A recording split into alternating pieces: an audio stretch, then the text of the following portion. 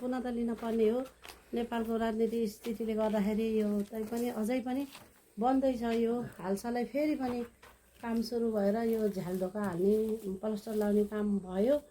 तसो त भएर पनि त जब तयारै भइसक्यो, यहाँ सिसाहरू फुटिरहेको छ, आएर फोहोर मैला गरिरहेको छ। यहाँको बासिन्दाहरू भन्न पनि लाजमन भइसक्यो, किनभने यो हाम्रो इतिहास बोकेको ठाउँ हो। यो हामीले सहकारीको समितिले मात्रै लिएर जाने चिज होइन यो, किनभने यो सम्पूर्ण चितवनवासी नभइकन यो वडा नम्बर 19 को झन् एकदमै महत्त्वपूर्ण गहना यो।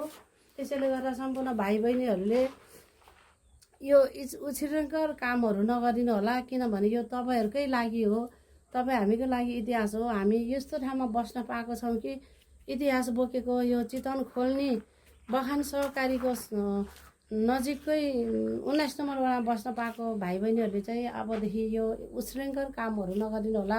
हाम्रो संरचना यो आफ्नै घर जस्तो गरेर संरक्षक गरिदिनु होला, किनभने यहाँ आएर बस्नु नबस्नु त भनेको होइन हामीले, तर आउनुहोस्, यो तपाईँ हाम्रो सबैको सम्पत्ति हो। तर यसरी चाहिँ तोडफोड गरिदिनु भएन, किनकि यो तपाईँ हाम्रै सम्पत्ति हो, तपाईँहरूको यो पहिचान हो।